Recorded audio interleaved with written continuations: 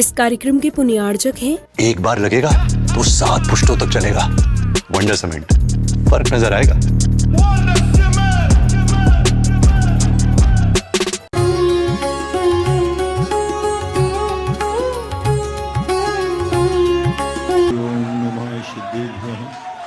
जय श्री ओम नमः सिद्धेभ्यः।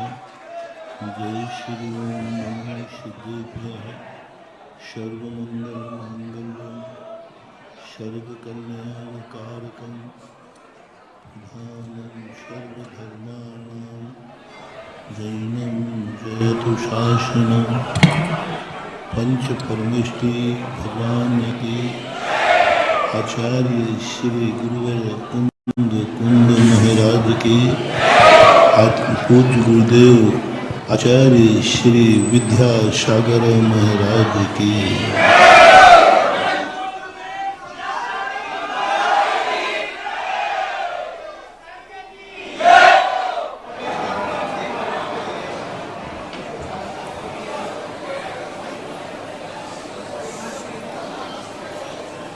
जीवन का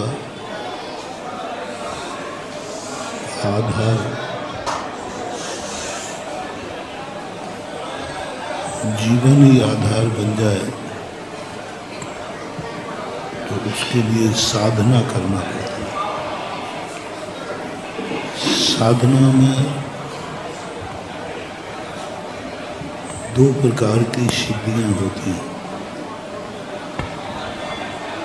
एक पर को सिद्ध किया जाता है, जिसे जैन दर्शन निषेध करता है। जो पर को सिद्धियां करता है, पर को सिद्ध करता है, उसके जीवन का उपसंहार अच्छा नहीं होता,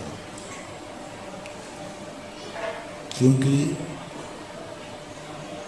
दूसरों के द्वारा उनकी इच्छा के विरुद्ध मजबूर करके कार्य कराना एक दिन वह मौका पड़ते ही नुकसान पहुंचाए। कई लोग कहते हैं दिगंबर जैन साधु में इतनी शक्ति होती है कि एक सामायिक अच्छी तरह देवताओं के लिए कर ले तो सारे देवता यहाँ हाथ जोड़कर खड़े हो जाए।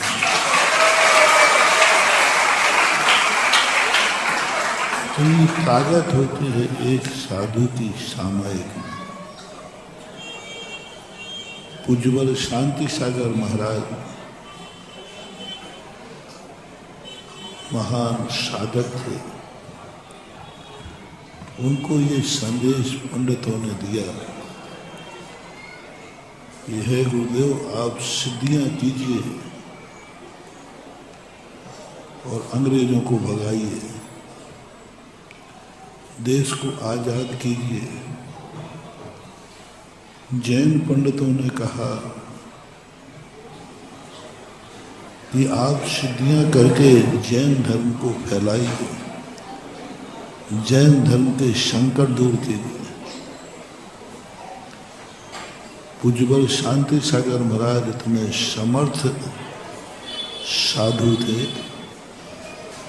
वो कर सकते थे, लेकिन उन्होंने नहीं किया। उसका मूल कारण है, जब भी हम किसी मंत्र से तंत्र से दूसरों को किसी भी प्रभाव में लेकर के अपना कार्य कराएंगे, वह कहीं ना कहीं ब्लैकमेलिंग करेगा। खास तौर से देवता सबसे ज्यादा ब्लैकमेलिंग करते हैं। जो उनको सिद्धियां करते हैं, 50 साल का इतिहास मैंने संग्रह किया, देखा। रावण जैसा महान सिद्धिदायक, उसका नाश उनकी सिद्धियों ही ने किया है। सिद्धियां रावण के नाश का कारण सबसे ज्यादा सिद्ध साधक था। दुनिया की किसी भी शक्ति को अपने बस में करके अपने कार्य कराना, सावधान रहो, वो एक दिन मौका पड़ते ही तुम्हारा नाश कर देगा। पूज्यवर शांति सागर महाराज ने कहा, मैं ऐसा नहीं कर सकता कि मैं अपने द्वारा की हुई सिद्धियां ही हमारे लिए घातक बन जाए। कभी कभी व्यक्ति दूसरों के लिए बुरा सोचता है, लेकिन दूसरे का बुरा हो या ना हो, स्वयं का बुरा जरूर होगा। कभी कभी व्यक्ति दूसरों के साथ मायाचारी करता है, एक दिन शकुनी मामा जैसा उसी में मर जाता है। मकड़ी के जाल के समान व्यक्ति जाल बुझता है। लोग समझते हैं कि मैं दुनिया को धोखा दे रहा हूं, कभी नहीं दे पाओगे। तुम समझते हो कि मैं दुनिया को सामने अपना पोज अच्छा रखेंगे, नहीं रख सकते, कभी नहीं हो सकता। बालक सबसे ज्यादा झूठ बोलता है माँ बाप से, और जितने बार उसने माँ बाप से झूठ बोला उतना ही उसका पतन होता है। श्री कृष्ण जी बहुत सारे स्थानों पर झूठ बोलते थे। मैंने माखन नहीं खाया, मैंने नहीं खाया। पूरा कोई भी व्यक्ति उनके मुख से सत्य नहीं उगलवा पाया, कोई भी व्यक्ति। लेकिन जैसे ही वो माँ के सामने पहुंचते हैं, उनका एक नियम था, मैं माँ से झूठ नहीं बोलूंगा, मैं माँ से मायाचारी नहीं करूंगा। उसी गुण ने श्री कृष्ण की जिंदगी को इतनी ऊंचाइयां दे दी।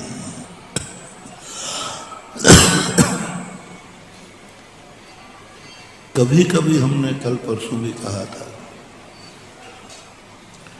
आप लोगों की जिंदगी में भी कुछ दो चार स्थान मैं तुमसे झूठ बोलना नहीं त्याग कराऊंगा, बिल्कुल नहीं कराऊंगा, क्योंकि झूठ बोलना तुमसे त्याग करा के तुम्हें आफत में नहीं डालूंगा। ऐसे झूठ बोलना तुम सलामत रखो। मायाचारी भी कोई बुरी चीज नहीं है, रखो, लेकिन संसार में नहीं कह रहा। जो झूठ नहीं बोल सकता वो संसार में जी भी नहीं सकता। तो झूठ तो बोलना है, पर कुछ स्थान ऐसे रखो श्री कृष्ण जैसे, उन स्थानों पर कभी झूठ नहीं बोलना, उनसे कभी मायाचारी नहीं करना। जाओ, तुम्हारे संसार के जितने में झूठ और मायाचारी के षड्यंत्र हैं, वे सब माफ हो जाएंगे। माँ बाप से झूठ नहीं, उनसे मायाचारी नहीं, उनसे कुछ छुपाना नहीं। कितना भी गलत करो, उनके सामने खोल के रखो। यदि तुम लौकिक हो तो, और यदि तुम पारमार्थिक हो, धर्मात्मा हो, तो धर्मात्मा को भी झूठ बोलने की मनाही नहीं है। धर्मात्मा को भी मायाचारी करने की मनाही नहीं है। कई बार धर्म की रक्षा के लिए भी झूठ लेकिन गुरु के सामने, भगवान के सामने, जिनवाणी माँ के सामने अपने आप को कभी सत्य साबित मत करना, झूठ नहीं बोलना, मायाचारी नहीं करना। तो ऐसा धर्मात्मा संसार के कीचड़ में रह करके भी कमल के समान खिलता रहता है, क्योंकि ये वो महाशक्तियां हैं जो हमारा सुरक्षा कवच है। क्योंकि इनके उपकार इतने होते हैं, इतने उपकार होते हैं, जो व्यक्ति अवसर पा करके उपकारी को भूल जाता है, जन्म जन्म तक उसके ऊपर कोई उपकार करने वाला नहीं मिलता। जैसे आजकल का चल रहा है,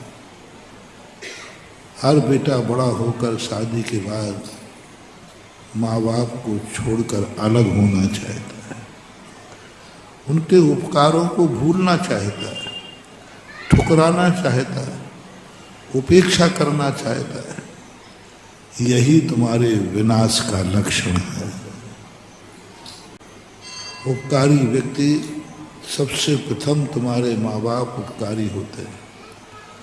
उन उपकारी के प्रति थोड़ी भी उपेक्षा भाव तुम्हारा सर्वनाश करते। वो किसी भी दशा में। कल शाम को एक प्रश्न आया बहुत महत्वपूर्ण। माता पिता किसी काम में नहीं लेना, उनसे काम नहीं कराना। तुम्हारे बड़े होने के बाद माता पिता तुम्हारे कोई काम में नहीं आएंगे। माता पिता यदि तुम्हारे काम आ रहे हैं तो ये तुम्हारा दुर्भाग्य है। रिपीट कर रहा हूं, बड़े लोगों से कह रहा हूं,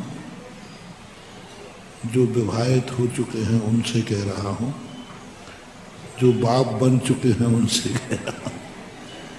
यदि तुम्हारी जिंदगी में माँ बाप कहीं काम आ रहे हैं तो ये तुम्हारा दुर्भाग्य है, ये तुम्हारे काम आ रहे हैं। माता पिता तुम्हारी जिंदगी में तुम्हारे कभी काम ना आए, होश संभालने के बाद वो तुम्हारे काम नहीं आएंगे, तुम उनके काम आओगे। तुम क्या चाह रहे हो? माता पिता मेरे थोड़ा सा पलट दो, ज्यादा गड़बड़ नहीं करूंगा, बस ये ठान लो कि मैं माता पिता के काम आऊंगा, बस इतना सा करो, वो मेरे काम नहीं आए। उनको शगुन मानो, शगुन। चाहे वो कामा में पड़े हैं, बेहोश पड़े हैं, अंधे हैं, पैरालिसिस में हैं, किसी भी दशा में हैं, माँ बाप हमेशा शगुन होते हैं। बेहोश भी पड़े हैं तो वे कोई काम के नहीं हैं, लेकिन तुम जो काम करने जा रहे हो उनका चेहरा देखना, वो तुम्हारे काम में मंगलाचरण बन जाएंगे। वो कामों में पड़ो। मैंने बहुत बार प्रैक्टिकल किया, लोगों से कहता हूँ, कामों में पड़ा हुआ माँ बाप कोई काम का नहीं, लेकिन वो किसी काम का नहीं है, लेकिन सगुन है। सगुन है उसका, तुम चेहरा देख करके काम पर जाओ। वो तो कुछ नहीं करेगा, लेकिन तुम जो करोगे उसमें चार चांद लगा देगा। ऐसा ही धार्मिक दृष्टि में हमारे भगवान, हमारे गुरु हमारे साथ, इनसे कभी काम मत लेना। यदि ये तुम्हारे काम आ रहे हैं तो तुम्हारा दुर्भाग्य है, बस थोड़ा सा पलट दो। ये तुम्हारे काम नहीं आएंगे, तुम इनके काम आओगे। ये कुछ भी तुम्हारी जिंदगी में काम नहीं आवे, लेकिन ये शगुन है, मंगल हैं। वो भली हाथ पे हाथ रख के बैठे हैं, वो कुछ नहीं करेंगे, लेकिन तुम जो करने जाओगे इनका दर्शन उसमें 1000 चांद लगा देगा, 1000 चांद। शगुन की स्त्री बनती। इसलिए सबसे बड़ी उपकारियों को कभी उपकार को भूलना नहीं है। उपकार व्यक्ति जो भूल जाता है, जन्म जन्म तक उसको कोई उपकार करने वाला नहीं मिलता। वो जिंदगी इतनी बदतर हो जाती है उसकी कि वो कहीं का नहीं रहता। और मैंने ये गुण, अभी गुनाह को मैं, गुनाह आया नहीं हूं मैं, गुनाह को देखने आया है।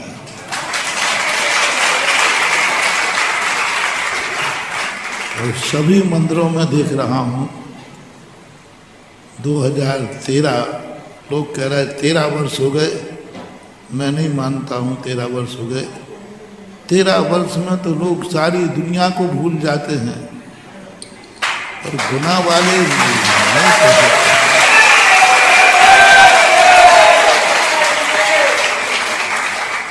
आपका जोश, आपका उत्साह और मंदिरों में जो प्रभावना है, मुझे नहीं लगता कि 13 वर्ष पहले चतुर्मास हुआ था, लगता है इसी वर्ष हुआ था।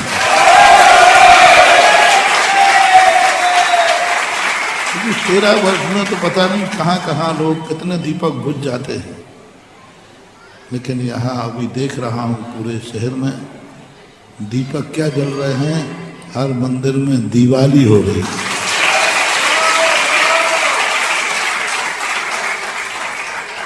और इससे ये सिद्ध होता है कि जो भाव उपकार भाव से निस्वार्थ किया जाए, वो दीपक कभी बुझते नहीं। जो दीपक स्वार्थ से जलाए जाए, वे बुझ जाते हैं। और जैनियों को, जैनी के पहले बनिया ज्यादा है।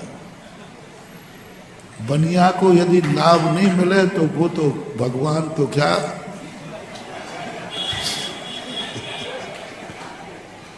सबको छोड़ने को तैयार हो जाए। बनिया सबसे पहले देखता है हानि और लाभ। और मुझे विश्वास है कि गुनाह को जम के लाभ हुआ है, तभी लोग इतनी सोचते हैं। नहीं तो तुम तो बुलाए से नहीं आओ। होता है हमारे शास्त्रों की बातें, हम लोग जो आप लोगों को उपदेश देते हैं, उसके पीछे एक ही बात छुपी रहती है कि हम धर्म की कोई ऐसी क्रिया तुम्हारी जिंदगी के लिए दे दूं जहां तुम कम पड़ जाओ, गुरु की क्रिया वह काम आ जाए। उपकारी भाव ज्यादा होता है।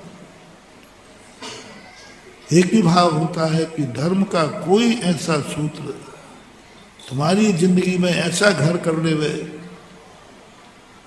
कि मेरी जिंदगी में धर्म के बिना कुछ हो नहीं सकता।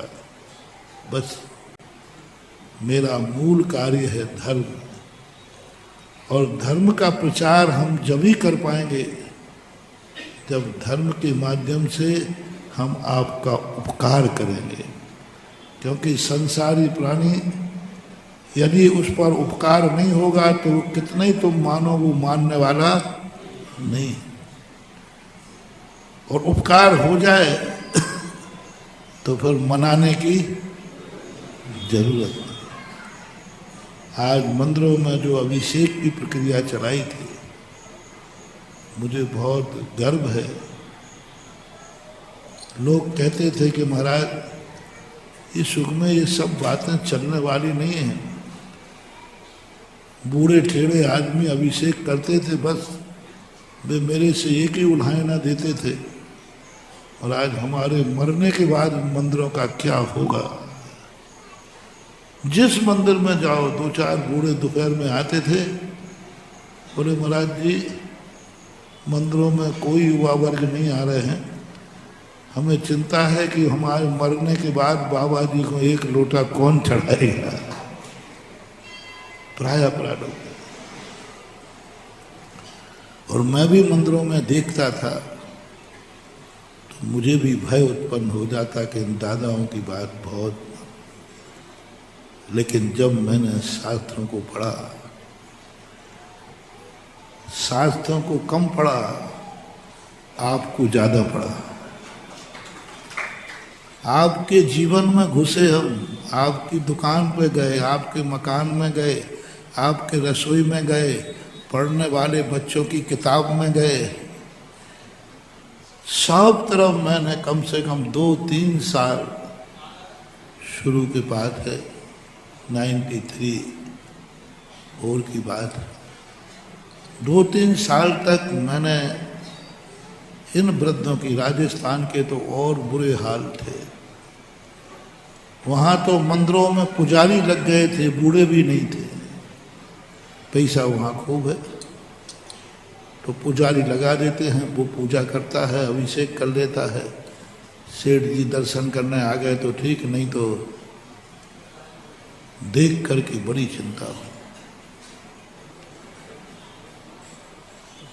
उतनी स्थिति बिगड़ने लगी। मैंने कहा एक वस्तुतः बंधुओं की बात सही है, फिर मेरा नेचर है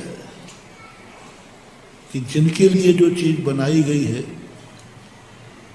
वही व्यक्ति उस चीज से दूर भाग रहा है तो कुछ ना कुछ या तो उसमें कमी है या ये समझ नहीं पा रहा।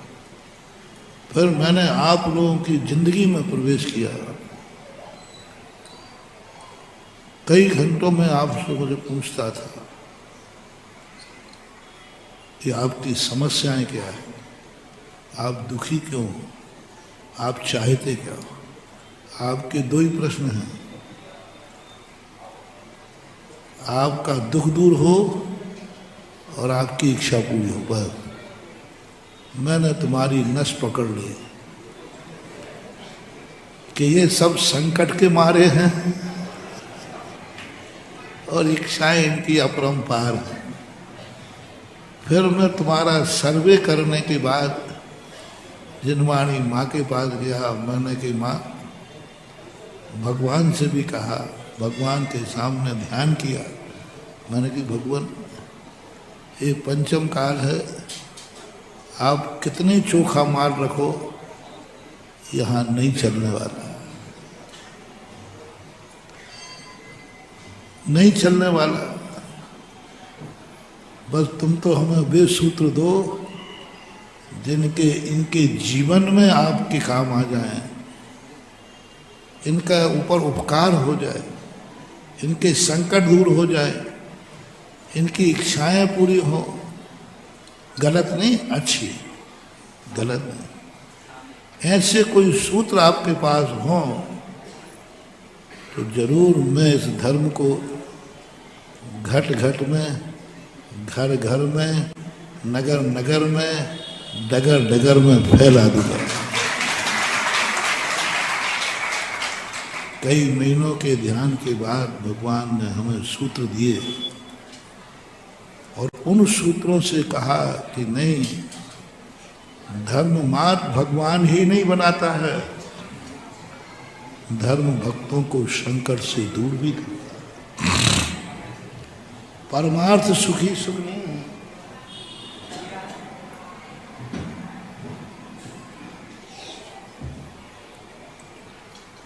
तब ये बातें समझ में आई। सूरत में गया, लोगों ने कहा महाराज जी वहाँ जाके आप क्या करोगे।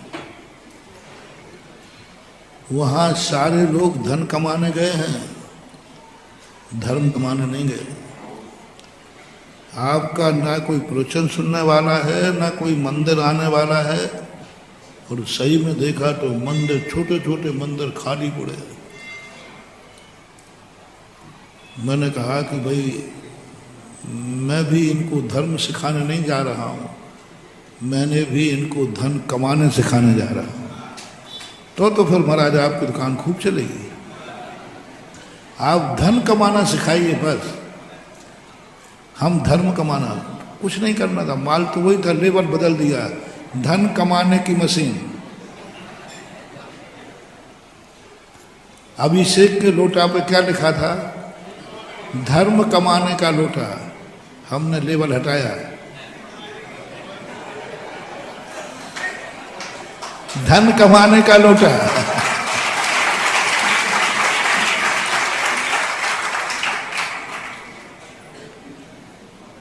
अभिषेक कर्मों को मोक्ष देने वाला नहीं, संकट मोचक, संकट मोचक गंधोदक।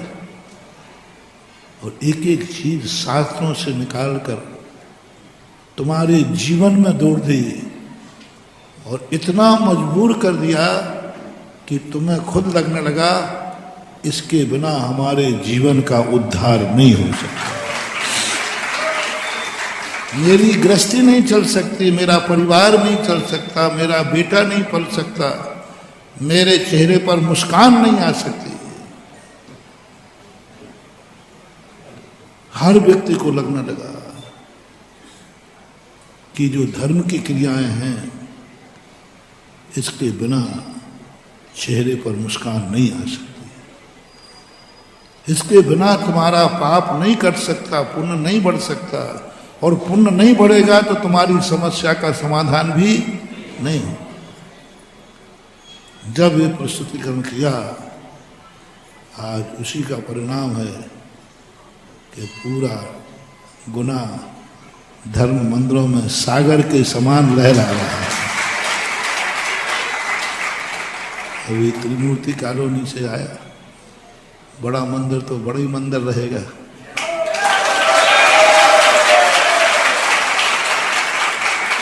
तो बड़ा मंदिर नाम ही उसका बड़ा मंदिर है। पारसनाथ भगवान का तो अपने आप में है ही। बस पारसनाथ भगवान को जिस हालत में तुम बैठा के लगे थे, मैंने कुछ किया नहीं, मैं कुछ करते ही नहीं, पहली बात है। पर भगवान की थोड़ी उठाधरी करता हूं, उतने में काम हो जाता है। कहीं मैं कुछ नहीं करता, पर भगवान की थोड़ी से यूं यूं करता हूं। मैंने भगवान क्या बोले, बस बेटा ठीक है। थोड़ी सी उठाधरी का परिणाम देखो। आज बड़े बाबा का मंदिर कितना शानदार लगता है। मंदिर में जाते लगता है कि भगवान का मंदिर। पहले भी मंदिर देखा है, आगे क्या था पीछे क्या था। पीछे बाहुबली भगवान थे, तो याद नहीं। पारसनाथ आगे थे।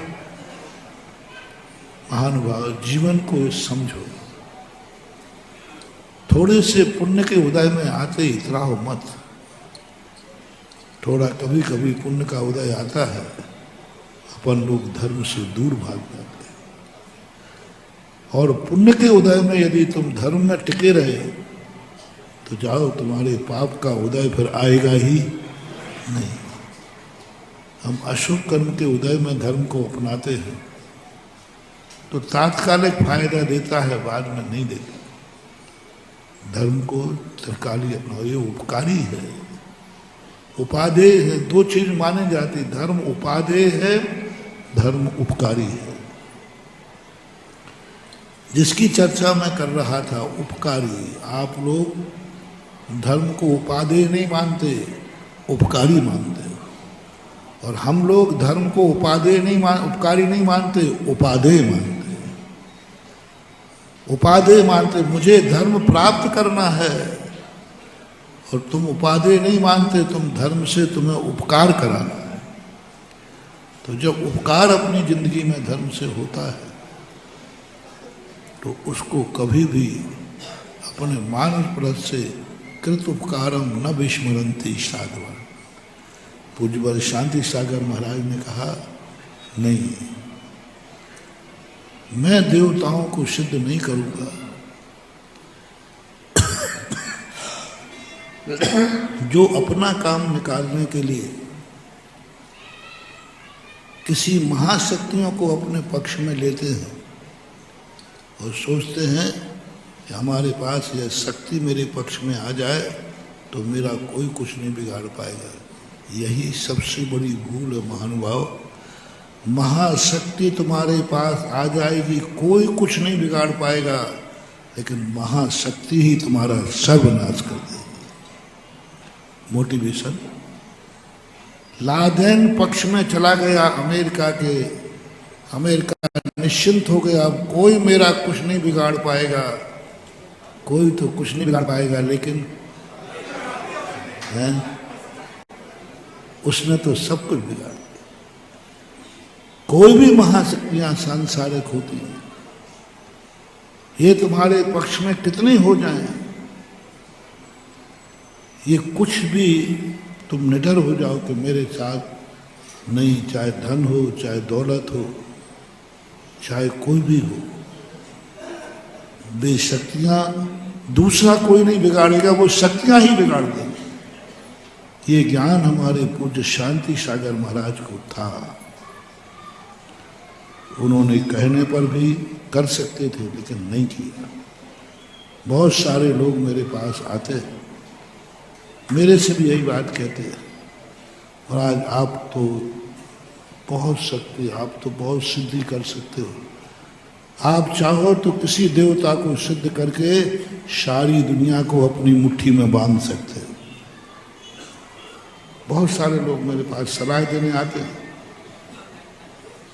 सभी जगह के गुनाह भी उसमें शामिल है। सभी आप चाहो तो महाराज आप अपनी शक्ति के बल पर ऐसी सिद्धियां कर लो, उन सिद्धियों से तुम सारे काम कराओ, सारे दुनिया से सबके मुंह बंद कर दो, कीलित कर दो।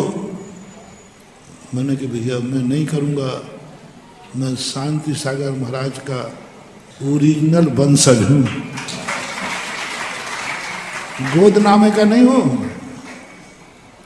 ओरिजिनल हूं, ये नहीं करूंगा, मैं कभी नहीं करूंगा, मैं कभी नहीं करूंगा। कर सकता हूं, जिस चाहे का मुंह बंद कर सकता हूं, जिस चाहे को जिस दशा में पहुंचाए। मैंने कहा ना, दिगंबर जैन साधु के पास वो शक्ति है, दुनिया की कोई ताकत हिल नहीं सकती है। यदि अभी कोई चाहे कि जैसे तुम बैठे हो ना, ऐसे ही बैठे रह जाओगे बेटा, घबराना नहीं, करूंगा नहीं, हम तो तुम्हें बैठा के मैं करूंगा, अभी तो मुझे ही निकलना है, तो हवा हो जाएगी। मेरा नेचर है, मेरे पूज्य गुरुओं ने कहा है, कभी कुछ मत करो। शांति सागर महाराज ने कहा,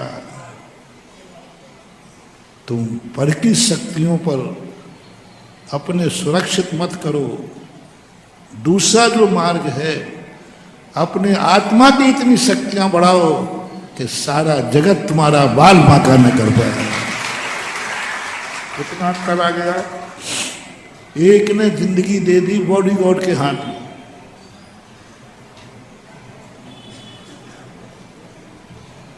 एक ने जिंदगी दे दी बॉडी गार्ड के हाथ में। हमारा कोई नहीं कुछ बिगाड़ पाएगा, क्योंकि मेरे चारों तरफ प्रोटोकॉल है, चारों तरफ मेरे पास प्रोटोकॉल है, हजारों सैनिक लगे हैं, सब पक पक लगे हैं, मेरा कोई नहीं बिगाड़ पाएगा। प्राइम मिनिस्टर इंदिरा गांधी का किसने बिगाड़ा?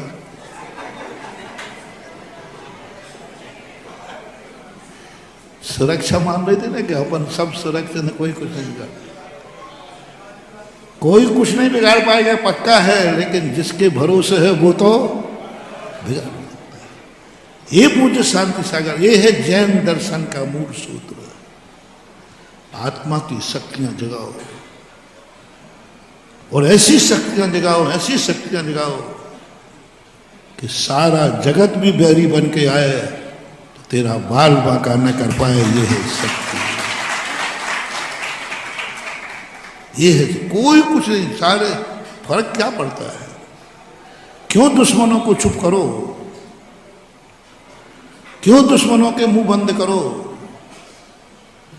क्यों दुश्मनों की बात से बंद करो? बस अपने सत्य का ऐसा कवच पहन लो कि उनके तीर कोई काम ही नहीं कर पाएंगे। बस चलते जाओ मस्त चाल से, मस्त चाल से चलते जाओ, कोई कुछ नहीं कर पाएगा। ये शक्तियां जैन दर्शन की जिसने समझ ली। और आज हम चाहे आपको अभिषेक के माध्यम से हो चाहे प्रश्नों के, मैं अपने भक्तों को यही संदेशा दे रहा हूं, तुम इतने मजबूत बनो कोई तुम्हें डिगा नहीं पाए। दुश्मनों की चिंता मत करो, परिस्थितियों की चिंता मत करो, अशुभ कर्मों की चिंता मत करो। बस तुम अपना धर्म, तुम अपना सिद्धांत मजबूत रखना, कोई तुम्हारा कुछ भी नहीं बिगाड़ता। यही मैं मंदिरों में श्रावकों को, आप लोगों को, दुनिया को उसको उपकारी बनाओ जो तुम्हारे काम नहीं आता हो। वे देवता तुम्हारे काम आएंगे, ब्लैकमेलिंग करेंगे, हमारा भगवान तुम्हारे काम नहीं आएगा। बस इसको सिद्ध कर लो, तुम्हारे सारे काम सिद्ध जाएंगे, क्योंकि ये किसी के काम नहीं आता। वो दरवाजा चाहिए जहां कुछ नहीं मिलता। जिनेंद्र भगवान दुनिया का एक ऐसा भगवान है, सारे दुनिया के भगवान भक्तों के काम आते हैं। वहां जगत में एक जिनेंद्र देव है जो किसी के काम नहीं आता, और जो किसी के काम नहीं आता है बस उसी के चरण पकड़ लेना, दुनिया तुम्हारा कुछ बिगाड़ नहीं पाएगी, क्योंकि तुम्हें वो मिल गया जो किसी के काम नहीं आता।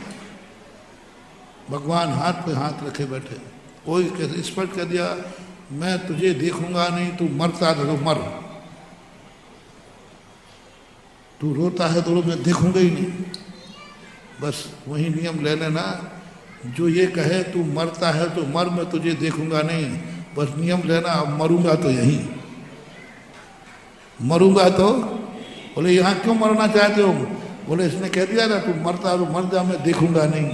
मैं उसी के चरणों में मरना चाहता हूं जो किसी को देखता ही नहीं है। मैं उसी के लिए समर्पित होना चाहता हूं जो मेरे किसी काम नहीं आएगा। संकल्प किया है दिगंबर जैन देव ने, मैं कभी किसी का कोई काम नहीं करूंगा।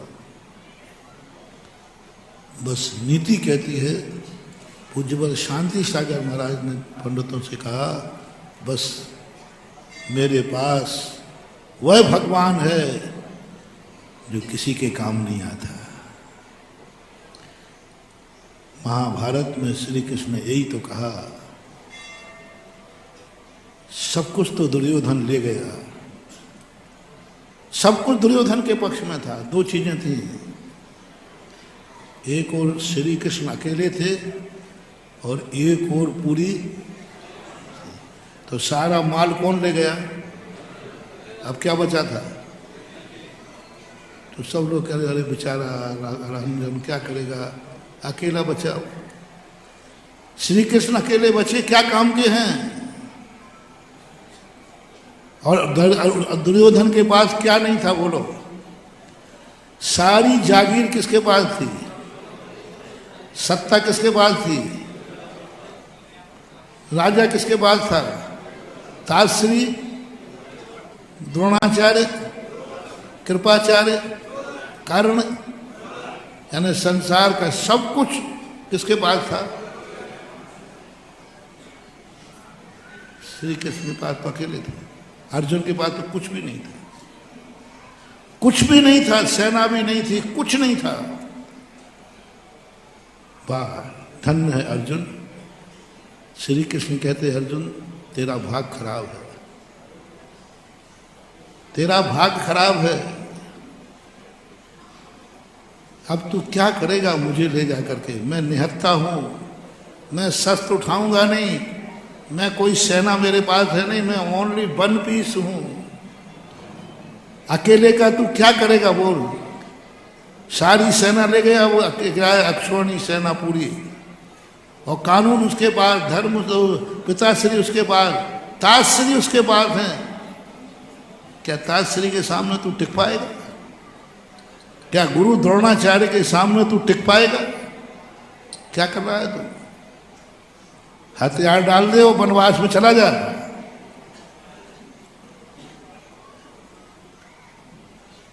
अर्जुन कहते हैं, हे मधुसूदन, मैं आपका सखा हूं लेकिन धर्मराज का भाई हूं, पांडु पुत्र हूं। यदि आप पहले मौका देते तो भी मैं वह नहीं मांगता जो अर्जुन दुर्योधन ने मांगा। यदि पहले मौका मिलता तो भी मैं यही कहता, मुझे कुछ नहीं चाहिए, मुझे तो अकेले निहत्ते श्री कृष्ण चाहिए। उस समय भी मैं छोड़ देता सब कुछ। एक पलड़े पर पूरा राज वैभव, सेना, शस्त्र, सुदर्शन चक्र सब रखा हुआ है, एक तरफ अकेले श्री कृष्ण। यदि आप पहले मौका देते तब भी मैं आपको मांगता, वो सारा दुर्योधन को दे देता।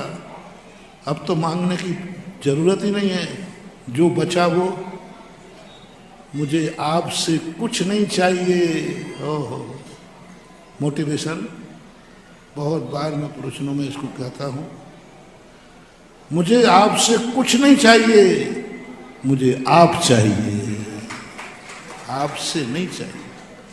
दुर्योधन और अर्जुन में यही अंतर था। दुर्योधन कहता है मुझे आप नहीं चाहिए, आपसे चाहिए, और कृष्ण अर्जुन कहते हैं मुझे आपसे नहीं चाहिए, मुझे आप चाहिए। आप चाहिए, क्या करेगा मुझे, मैं निहत्ता हूं, कुछ नहीं कर पाऊंगा।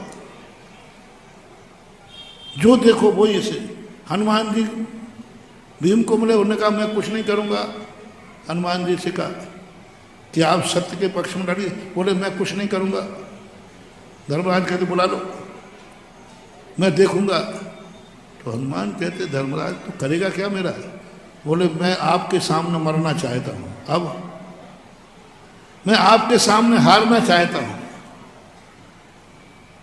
हनुमान कुछ नहीं बोला, बोले अब तुझे ऐसे ही है तो हार मार क्या। गजब की चूरी मानो, बहुत बड़ा मनोविज्ञान है। लोग समझते हैं कि सेना सब कुछ किसके पास है, उस तरफ दौड़ते हैं। उनकी दशा एक दिन दुर्योधन जैसी होती है। दुर्योधन जैसे एक दिन सर्वनाश कर देते हैं। कोई बचाने वाला नहीं रखता, कोई आंसू पहुंचने वाला नहीं रखता, क्योंकि वो शक्ति को देखते हैं, वो संख्या को देखते हैं। सब कुछ किसके पास है? दुर्योधन के पास। धृतराज दुर्योधन के पक्ष में थे, अकेला निहत्था। अर्जुन ने कहा मुझे श्री कृष्ण ने बहुत समझाया कि तुम बहुत गलती कर रहे हो। बोले मैं गलती नहीं कर रहा हूं, मुझे चाहिए नहीं, क्योंकि दूसरों से जो मिलता है वह एक दिन नाश कर देता है। इसलिए मुझे आप दोगे भी तो मैं आपसे नहीं लूंगा, क्योंकि आपसे मैं कुछ लूंगा तो आप ही मुझे ब्लैकमेलिंग करोगे। आपसे मैं कुछ लूंगा तो आपका एहसान मानना पड़ेगा। इसलिए मुझे आपसे कुछ नहीं चाहिए, मुझे तो आप चाहिए। आप बस बैठे बैठे आशीर्वाद देते रहिए बस इतना ही बहुत है। बैठे बैठे आप हमारे लिए आशीर्वाद दे दीजिए। हनुमान जी आपको कुछ करना धरना कुछ नहीं है, मैं आशीर्वाद भी नहीं दूंगा, चलो वो भी मत दो। कम से कम आँख खोले देखते रहोगे, देखते तो रहोगे कि मर रहा हूं। मेरे अवभाग्य हैं कि मैं भगवान के सामने मरा। जब मैं मर रहा था भगवान मुझे देख रहे थे, यही पुण्य बहुत बड़ा चीज है। तुम क्या समझते हो? मैं मर रहा हूं, जो बचा ले वे। तो सुनो रे महानुभाव, बहुत बड़ी भूल करते अपन लोग। अपन चाहते हैं कि मैं मर रहा हूं, मेरा भगवान मुझे बचा ले वे, ऐसा भगवान चाहिए। मैं मर रहा हूं, मुझे बचा ले वे, ऐसा गुरु चाहिए। ये बहुत बड़ी भूल है। तुम आज से अपना नियम बदल दो। मैं जब मर रहा हूं बस भगवान के सामने मरूं, और भगवान मुझे देख रहे हैं और मैं मर रहा हूं, इससे बड़ी शक्ति कुछ नहीं होगी। मान बचाने वाला एक घटना से बचा लेगा, दूसरी आ जाएगी। कुआं से निकाल लेगा, खाई में पटक देगा। बचाने वाले में कभी मत करना, यहां बचा लेगा, अपन फिर मर जाएंगे। लेकिन एक बार भगवान के सामने मर जाओ और भगवान देख रहा है और मैं मर रहा हूं, जाओ, अमरता का यही लक्षण होता है। धर्मराज ने हनुमान से यही कहा, मैं आपके सामने हारना चाहता हूं, आपके सामने मरना चाहता हूं, मुझे कोई नहीं है, मैं जब मर रहा हूं भगवान मुझे देख रहा है, बस और कुछ नहीं चाहिए मुझे। मैं हार रहा हूं और श्री कृष्ण मेरे रथ पर बैठे, बस उन्हीं के सामने में। बहुत बड़ी जैन दर्शन का मेन सूत्र यह है,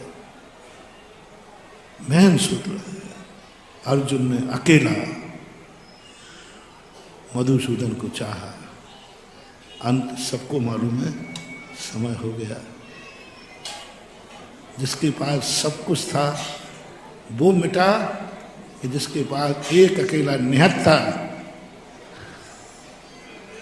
मुरारी था, वो मिटा। बोलो, दुर्योधन मिट गया, आज नाम लेने वाला नहीं उसका, क्योंकि वो शक्ति पर गया, बहुमत पर गया, और अर्जुन भक्ति पर गया। अर्जुन के दुर्योधन शक्ति पर गया और अर्जुन भक्ति पे गया। शक्ति उसके पास, भक्ति। ये विश्वास यदि तुम्हारा भगवान के प्रति है, यदि तुमसे ये कहा जाए मंदिर में कुछ नहीं मिलेगा तो क्या बात है, नहीं मिलेगा, हम लेने आए भी नहीं है, भगवान तो मिलेगा। भगवान से नहीं मिलेगा तो भगवान तो मिलेगा। तुम अभी महाराज के पास नहीं आओ, महाराज से अभी कुछ नहीं, भी बोलेंगे नहीं किसी से, महाराज से आशीर्वाद भी नहीं मिलेगा, तो अभी नशिया की बात है। गेट पे एक व्यक्ति बोले इस समय महाराज से कोई आशीर्वाद नहीं मिलने वाला, तो वो भी कलाकार का भी प्रवचन सुना होगा, बोले महाराज से मुझे कुछ नहीं चाहिए, महाराज तो मिलेंगे। मैंने कानों से सुना, बोले भाई आशीर्वाद नहीं लेंगे, मुझे नहीं चाहिए, महाराज आपसे बात नहीं करेंगे, नहीं करेंगे, महाराज तो मिलेंगे कि नहीं, बस मुझे उनको देख लेने दो, मुझे उनसे कुछ नहीं चाहिए है, मैं अपनी आंखों से उनको देखना चाहता हूं। अब ऐसे भक्त के लिए कौन रोक सकता है, कौन उसको क्या कर सकता है, कौन कौन क्या बिगाड़ सकता है। जैसे भगवान से कुछ नहीं चाहिए, भगवान चाहिए। तू अकेला है तो अकेला सही, श्री कृष्ण मेरे साथ है। जीतने के लिए नहीं, अर्जुन और भीम ने तो स्पष्ट कह दिया था, करेंगे क्या, धर्मराज से हुआ, भीम तो थोड़े बुद्धि तो थोड़ी मोटे आदमी तो है ही, तो हनुमान को छोड़ के आ गए थे। बोले हनुमान अपने कोई काम के नहीं, क्योंकि उनने कह दिया कि मैं लड़ाई फड़ाई में पढ़ूंगा नहीं।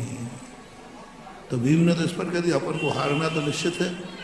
तो धर्मराज ने कहा देखो तुम्हें समझाने से समझ में नहीं आएगा ना, तो एक बात समझ लो, मेरा संकल्प है कि मैं भगवान की साक्षी में मरना चाहता हूं। अब तो कुछ नहीं, तो हाँ फिर तो ठीक है, अब भगवान के सामने मरना है वो तो ठीक है, हारना है फिर तो ठीक है। बस धर्मराज ने सबको शांत किया। आज मैं तुम्हें भी यही कहना चाहता हूं, महानुभाव, से निकाल दो अपनी जिंदगी से, बस मुझे भगवान से नहीं चाहिए, मुझे भगवान चाहिए, मुझे शक्तियां नहीं चाहिए। ये मत देखो कि सब कुछ किसके पास है, ये देखो कि शक्तिमान अकेला किस तरफ है। और यही स्थिति पूज्यवर शांत समय ज़्यादा हो रहा है। पूज्यवर शांति सागर महाराज का यही रूप था, और उन्होंने उत्तर भारत सम्मेलन शिखर की यात्रा के समय की घटना है। चारित्र चक्रवर्ती में एक कथानक स्मरण उल्लेखित किया गया है, वो स्मरण में आ गया। उन्होंने कहा नहीं, मेरे पास एक शक्ति है, मेरे पास वह शक्ति है जो मेरा कभी काम नहीं करती, मेरे पास वो शक्ति है जो कभी मेरी सुरक्षा नहीं करेगी, मेरे पास वो शक्ति है जो मुझे कभी नहीं बचाएगी, मेरे पास वह शक्ति है जो उसको मेरे से कोई मतलब नहीं है। पूज्यवर के भक्त थे, मेरे पास वह शक्ति है जो मेरे कभी काम मेरे पास वह शक्ति है जो मेरी सुरक्षा नहीं करेगी। मेरे पास वह शक्ति है जिसको मेरे से कोई मतलब नहीं है। हम मरे तो मरे, जिए तो जिए, उसको कोई लेना देना नहीं है। मैं मरे तो मरूं, जियो तो जीऊं, उस शक्ति को मेरे से कोई लेना देना नहीं है। ऐसी शक्ति मेरे पास है। बस ओह क्या, मैं मरूं और जियूं, उसको कोई लेना देना नहीं है। धर्मराज ने यही कहा, मेरी ध्वजा में वो बजरंग बली बैठा है जिसको मैं मरूं तो कोई मतलब नहीं, और जीऊं तो, हारूं तो कोई मतलब नहीं, और जीतूं तो उसको कोई मतलब ही नहीं है। वो शक्ति मेरे पास है। धर्मराज ने कहा, भैया तुम्हारे पास क्या शक्ति है? देखो दुर्योधन के पास क्या क्या नहीं है, तुम्हारे पास क्या शक्ति है? उन्होंने कहा, हमारे पास तो कुछ भी नहीं, कोई नहीं है। बस एक शक्ति मेरे पास है जिसको मेरे से कोई मतलब नहीं। मैं मरूं तो मतलब नहीं, जीऊं तो कोई मतलब नहीं। वो शक्ति जरूर मेरे पास है। महानुभाव उज्ज्वल शांति सागर महाराज, बस मेरे पास एक शक्ति है जिसको हमसे कोई लेना देना नहीं।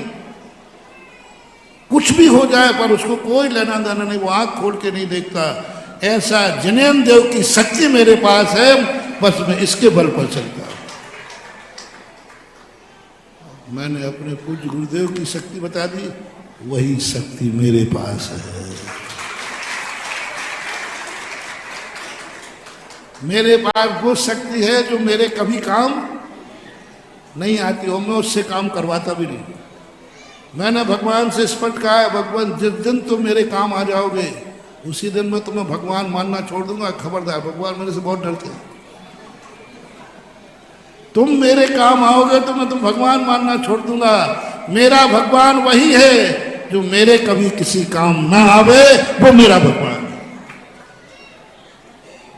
रिपीट करूं, मेरा भगवान जो है जो मेरे कभी किसी काम ना आवे, मरूं और जीऊं वो मेरे से कोई मतलब ना रखे, बस उसी भगवान का मैं दीवाना हूं और उसी भगवान का दीवाना हूं। इसलिए आज तक कोई कुछ बिगाड़ नहीं पाया, आगे भी नहीं बिगाड़ पाएगा, और एक दिन में भगवान बन जाएगा। क्योंकि मेरे पास वो शक्ति है जो कभी मेरी सुरक्षा नहीं करेगी, जो कभी मेरी सुरक्षा नहीं करेगी। वो शक्ति मेरे पास है। और धीरे से कह दो, जैन दर्शन है, कुंद कुंद स्वामी कहते हैं, मेरी भाषा बोलना, मेरी भाषा बोलना। अभी मैंने कहा मेरी शक्ति वो है जो किसी काम में नहीं आती है। कुंद कुंद स्वामी कहते हैं मेरी भाषा बोल, मैं वही शक्ति हूं जो कभी किसी के काम नहीं आई फिर भी अमर हूं। अजर अमर अविनाशी, शाश्वत है, अविनाशी है। वह चेतना समय सार की चरणान योग उसे भगवान के रूप में कह देता है, द्रव्यान योग उसे आत्मा के रूप में कह देता है। द्रव्यान योग निमित्त पर छोड़ देता है चरणान योग, और द्रव्यान योग उपादान पर ला देता है। चरणान योग कहता है भगवान वह शक्ति है, और द्रव्यान योग कहता है वह शक्ति और कोई नहीं है, अपनी आत्मा ही है। ऐसी शक्ति, ऐसा जीवन। आज मुझे खुशी है कि आप उस दरबार में सुबह से भीड़ लगाते हो जो कुछ नहीं देता है। मैं यही देखने आता आया हूँ मंदिरों में, मंदिरों में भिखारियों की लाइन लगी है और देने वाला मालिक दे रहा है नहीं। आज मुझे पता चला, क्या पता है कि भगवान कुछ नहीं दे रहा है, फिर भी मंदिरों में लेने वालों की लाइन लगी है। आज गंदोदक में दे रहा था, गंदोदक दे नहीं रहा था, गंदोदक दे नहीं रहा था। मैं तो गंदोदक लगा करके तुम्हें अमर कर रहा था कि तुम्हारी वह शक्ति जाग जाए। वह श्रद्धा जाग जाए भगवान की तरफ से कि यार भगवान हमारे लिए कुछ नहीं, हमें उस दरवाजे नहीं जाना जहाँ कोई देता है, उस दरवाजे जाना जो कुछ नहीं देता, वहाँ सब कुछ मिलता है। जैसे हमने शुरू में कहा, माता पिता से अपेक्षा मत रखो, माता पिता का जिंदा रहना ही तुम्हारी अमरता है। वो घर में जिंदा है, कामों में पड़े हैं तो पड़े रहना दो, वो शगुन है तुम्हारे लिए। और देने लेने का कोई सवाल ही नहीं, तुम यही तो सब कर रहे हो। अब माँ बाप किस काम के बूढ़े हो गए, यूज एंड थ्रो, अब कोई काम के तो है नहीं। बस ये जो बनियाईगिरी तुम्हारी है, ये बनियाईगिरी दुर्योधन की नीति थी। जो जो उसके काम नहीं आया उसने निकाल के फेंक दिया। और धर्मराज की नीति थी, जो जो काम नहीं आया उसी को अपनी ध्वजा में बैठा दिया। ऐसी नीतियों को समय बहुत हो गया है। मैंने कहा ना, अभी कोई ज़्यादा गड़बड़ मत करना।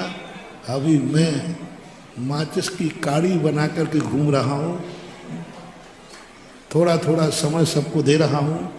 मैं भी इस बार कुछ दे नहीं रहा हूँ, इस बार मैं कुछ दे नहीं रहा हूँ, बस पूरे गुनाह का सगुन कर रहा हूँ।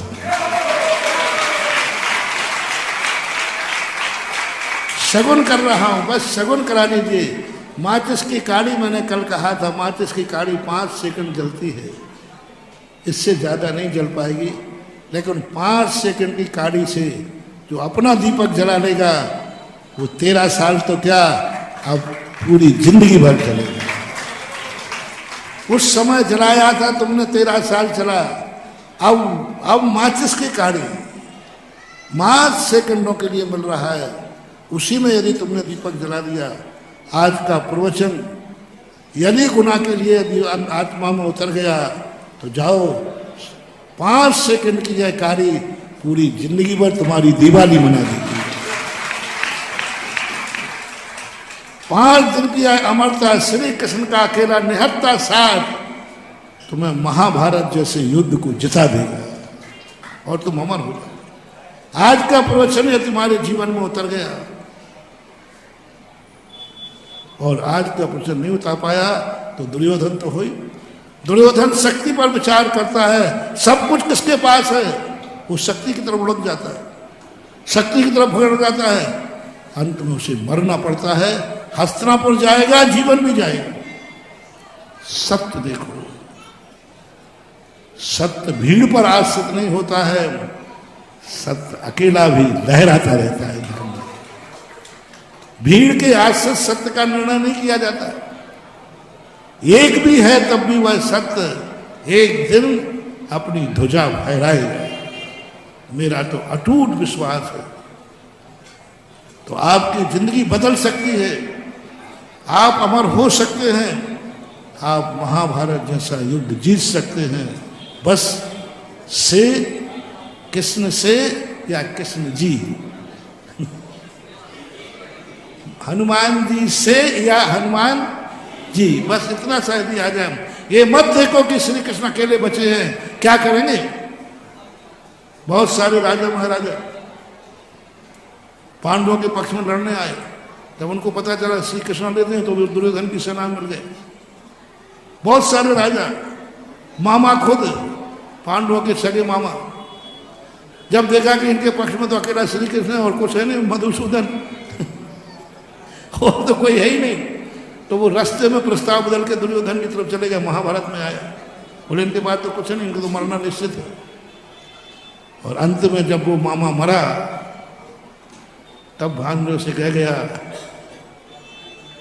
अंत में मरते समय कहता है वह मामा, भांजे मैं मामा होकर के अकलहीन रहा, तुम भांजे होकर के भी अकलवान रहे, तो आज तुम तो अपनी जिंदगी के ये सूत्र पकड़ो। तो आज 5 सेकंड की काड़ी तुम्हारी जिंदगी का दीप जला लो, और ये दीप ऐसा जले, माचिस की काड़ी की सीमा हो सकती है लेकिन दीपक की कोई सीमा। घी डालते जाओ, बातें ठीक करते जाओ। 13 साल से तुम दीपक जलाए हो, लो आगे के लिए भी उन दीपकों को और प्रज्वलित कर लो और जलते रहें। सगुन की बात जब आई, मेरा मन अंदर आने का था नहीं इस बार, पंचकणक बजरंगबली का था, बजरंगगढ़ का था विशेष रूप से। फिर भी मेरे मन में बस एक ही बात आई, गुनाह को और कुछ दे सकूं या नहीं दे सकूं, लेकिन गुनाह का सगुन जरूर करूंगा। क्योंकि हर मंदिर में जाकर गंधोदक नहीं दे रहा हूं, गंधोदक के बहाने तुम्हारा सगुन कर रहा हूं। तो बस, और सगुन ज्यादा देर का नहीं होता भैया। देखो मंगलाचरण कितनी देर का होता है? कार्यक्रम 3 घंटे का, तो मंगलाचरण बात तो हमसे मंगलाचरण कर रहा हूं।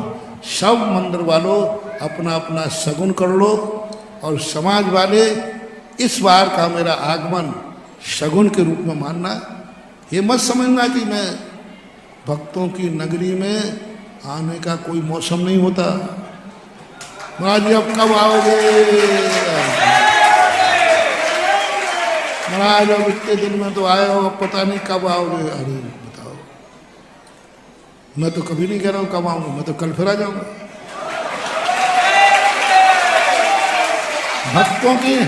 भक्तों की नगरी वालों को कभी ये नहीं सोचना महाराज कब आएगा। भक्त जब चाहेगा तब भगवान आ जाएगा। क्या बात करते? और गुनाह ने तो दिखा दिया, गुनाह तो मैं अपने भक्तों की नगरी मान रहा हूं। पूरा घर घर भक्तों की नगरी है, मैं 1 महीने से देख रहा हूं। जहां तुम हो वहां नहीं, जहां मैं बैठता हूं वहीं पूरा गुनाह आ रहा है। यही सबसे बड़ी विशेषता है। सबके लिए सगुन हो, मंगल हो, सबका अच्छा हो, मेरा यही आशीर्वाद है। बोलो हम सबके प्रेरणा।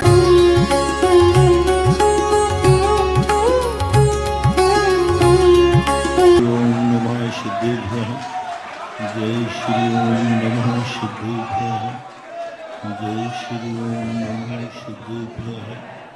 सर्वमंगल मांगल्यं सर्वकल्याणकारकं धानं सर्वधर्माणां जैनं जयतु शासनं। पंच परमेष्टि भगवान की आचार्य श्री गुरुवर कुंद महाराज की, पूज्य गुरुदेव आचार्य श्री विद्यासागर महाराज की।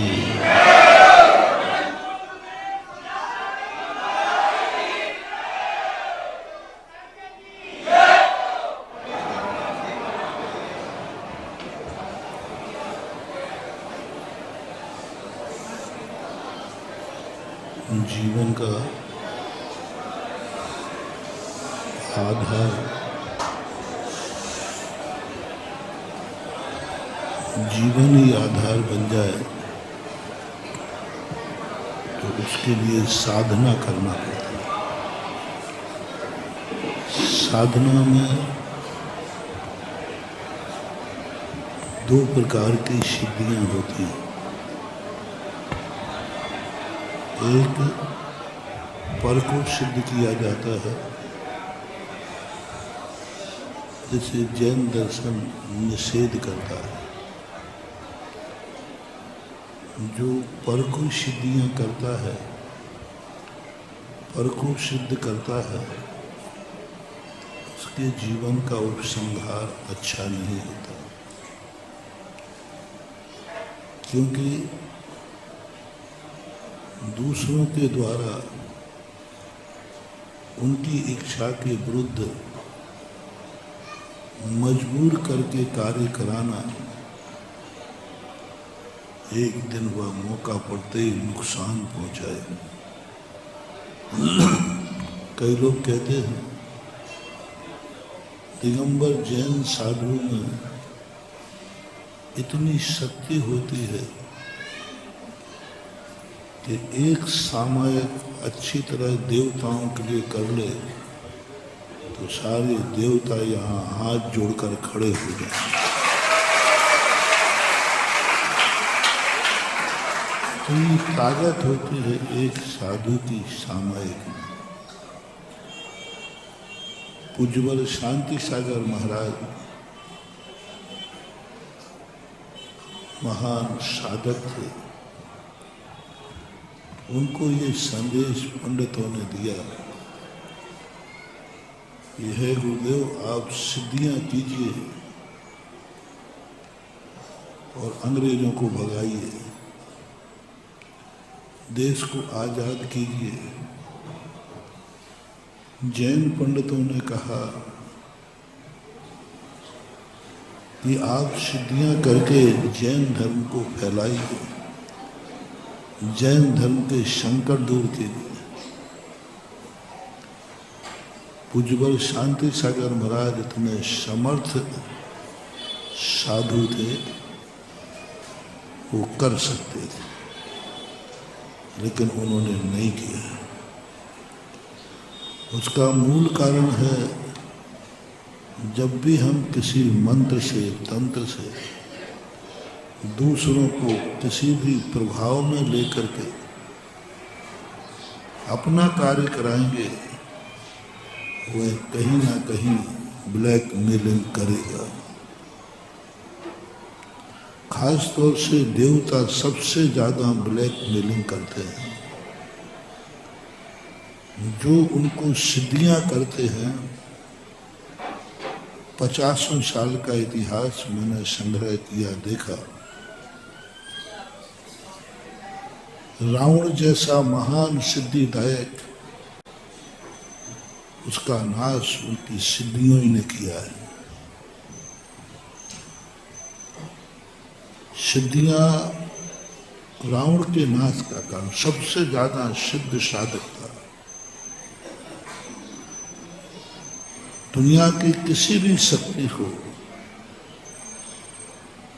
अपने बस में करके अपने कार्य कराना, सावधान रहो, वो एक दिन मौका पड़ते ही तुम्हारा नाश कर देगा। पूज्यवर शांति सागर महाराज ने कहा, मैं ऐसा नहीं कर सकता कि मैं अपने द्वारा की हुई सिद्धियां ही हमारे लिए घातक बन जाए। कभी कभी व्यक्ति दूसरों के लिए बुरा सोचता है, लेकिन दूसरे का बुरा हो या ना हो, स्वयं का बुरा जरूर होगा। कभी कभी व्यक्ति दूसरों के साथ मायाचारी करता है, एक दिन शकुनी मामा जैसा उसी में मर जाता है। मकड़ी के जाल के समान व्यक्ति जाल बुझता है। लोग समझते हैं कि मैं दुनिया को धोखा दे रहा हूं, कभी नहीं दे पाओगे। तुम समझते हो कि मैं दुनिया को सामने अपना पोज अच्छा रखेंगे, नहीं रख सकते, कभी नहीं हो सकता। बालक सबसे ज्यादा झूठ बोलता है माँ बाप से, और जितने बार उसने माँ बाप से झूठ बोला, उतना ही उसका पतन होता है। श्री कृष्ण जी बहुत सारे स्थानों पर झूठ बोलते थे।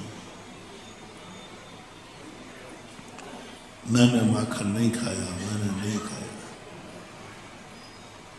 पूरा कोई भी व्यक्ति उनके मुख से सत्य नहीं उगलवा पाया, कोई भी व्यक्ति। लेकिन जैसे ही वो माँ के सामने पहुंचते हैं, उनका एक नियम था, मैं माँ से झूठ नहीं बोलूंगा, मैं माँ से मायाचारी नहीं करूंगा। उसी गुण ने श्री कृष्ण की जिंदगी को इतनी ऊंचाइयां दे दी।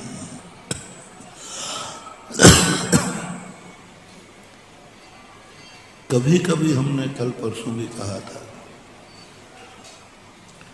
आप लोगों की जिंदगी में भी कुछ दो चार स्थान मैं तुमसे झूठ बोलना नहीं त्याग कराऊंगा। बिल्कुल नहीं कराऊंगा, क्योंकि झूठ बोलना तुमसे त्याग करा के तुम्हें आफत में नहीं डालूंगा। ऐसे झूठ बोलना तुम सलामत रखो। मायाचारी भी कोई बुरी चीज नहीं है, रखो, लेकिन संसार में नहीं कह रहा हूं। जो झूठ नहीं बोल सकता वो संसार में जी भी नहीं सकता। इसलिए झूठ तो बोलना है, पर कुछ स्थान ऐसे रखो श्री कृष्ण जैसे, उन स्थानों पर कभी झूठ नहीं बोलना, उनसे कभी मायाचारी नहीं करना। जाओ, तुम्हारे संसार के जितने में झूठ और मायाचारी के षड्यंत्र हैं वे सब माफ हो जाएंगे।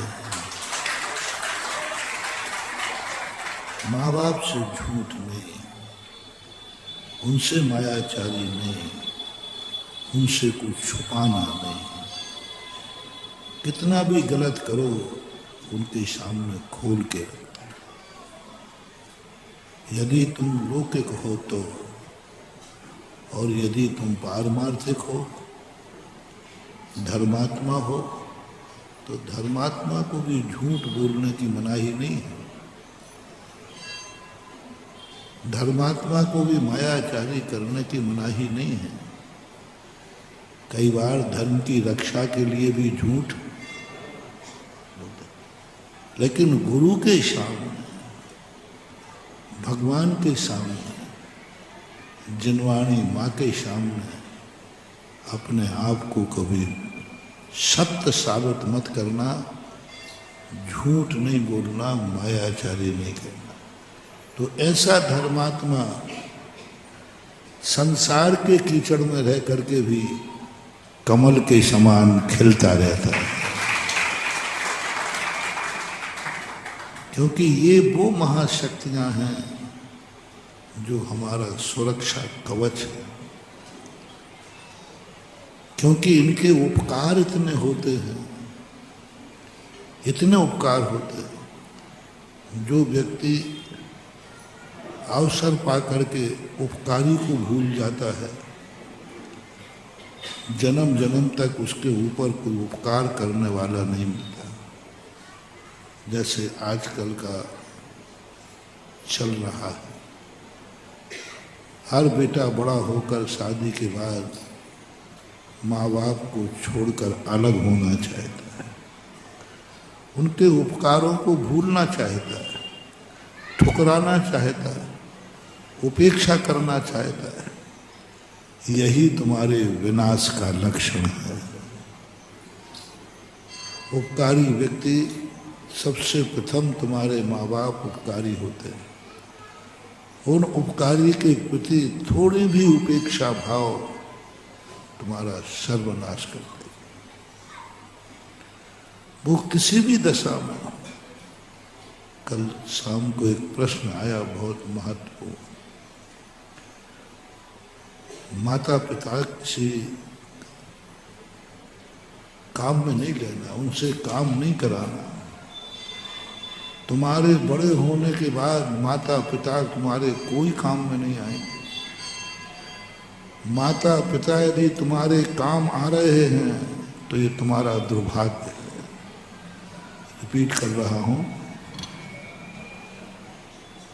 बड़े लोगों से कह रहा हूं, जो विवाहित हो चुके हैं उनसे कह रहा हूं, जो बाप बन चुके हैं उनसे कह रहा हूं। यदि तुम्हारी जिंदगी में माँ बाप कहीं काम आ रहे हैं तो ये तुम्हारा दुर्भाग्य है, तो तुम्हारे काम आ रहे हैं। माता पिता तुम्हारी जिंदगी में तुम्हारे कभी काम ना आए, होश संभालने के बाद वो तुम्हारे काम नहीं आएंगे, तुम उनके काम आओगे। तुम क्या चाह रहे हो? माता पिता मेरे थोड़ा सा पलट दो, ज्यादा गड़बड़ नहीं करूंगा, बस ये ठान लो कि मैं माता पिता के काम आऊंगा, बस इतना सा करना। वो मेरे काम नहीं आए। उनको शगुन मानो, शगुन। चाहे वो कामा में पड़े हैं, बेहोश पड़े हैं, अंधे हैं, पैरालिसिस में हैं, किसी भी दशा में हैं, माँ बाप हमेशा शगुन होते हैं।